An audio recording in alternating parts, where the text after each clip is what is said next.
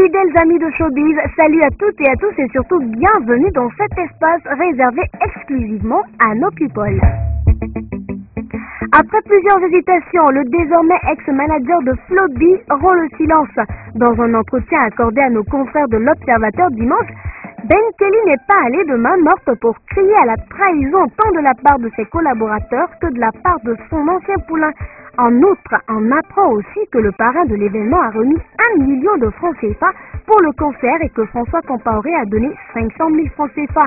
Ben Kelly a même dit qu'il se sent comme celui qui devrait être sacrifié car après tant d'efforts fournis pour le concert du stade, c'est ainsi qu'il est remercié.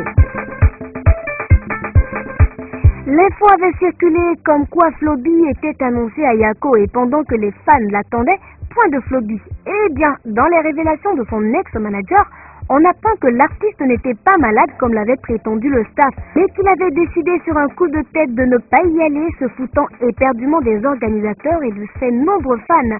Le matin du jour de la prestation, je suis allé le chercher pour aller à Yako. À ma grande surprise, il m'a fait entendre qu'il n'était pas d'humeur et qu'il ne voyagerait pas. J'ai informé les organisateurs qui ont décidé de porter l'affaire devant les médias. J'étais donc obligé de mentir, a confié Ben Kelly.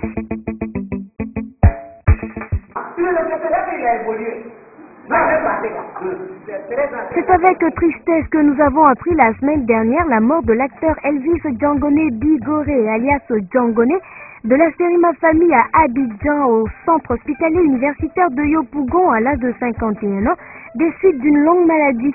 Les Africains peuvent regretter aujourd'hui la disparition d'un très grand humoriste. Notons que le comédien qui a souffert le martyre comme nous, l'avons annoncé ici, avait demandé de l'aide pour se soigner avant sa mort.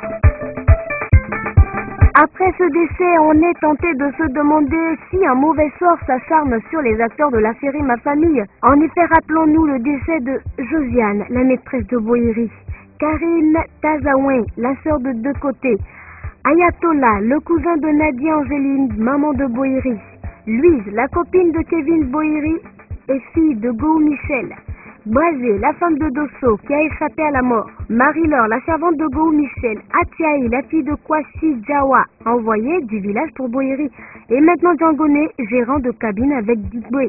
Coïncidence ou mauvais sort, la question reste sans réponse. Tous ceux qui connaissent bien Léa Dubois de la série Nafi savent qu'elle ne voit presque plus. La comédienne et productrice souffre d'un détachement des rétines qui a fait considérablement baisser sa vue. Bonne nouvelle, Léa vient de passer 2 semaines à Cuba pour des soins.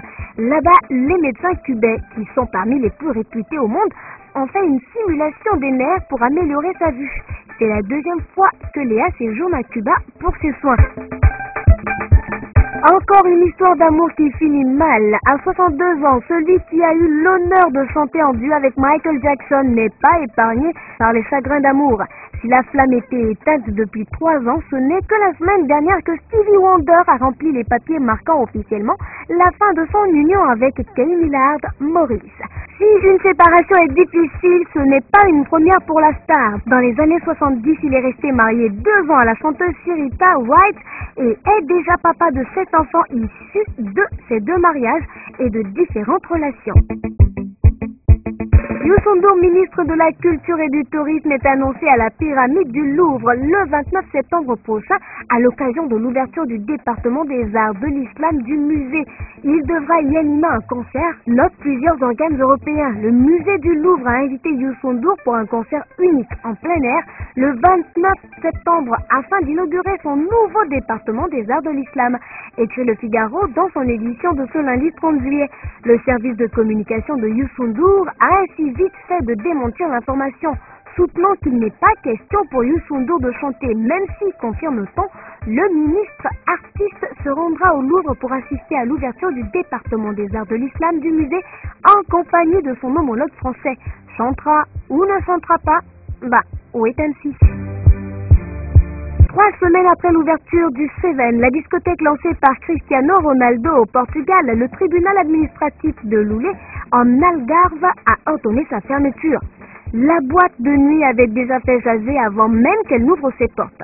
Liberto Mela, le président de l'association des discothèques du sud de l'Algarve, dénonçait une concurrence déloyale et un projet pirate avec des licences provisoires et illégales.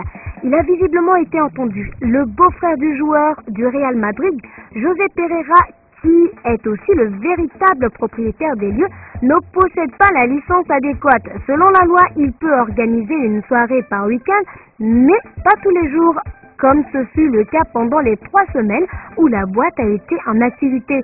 Ronaldo et son partenaire ont maintenant 10 jours pour faire appel de cette décision.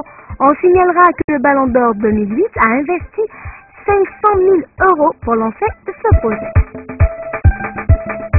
Voilà, c'est tout pour Showbiz. J'ai été très heureuse d'être en votre compagnie. On se dit à très bientôt.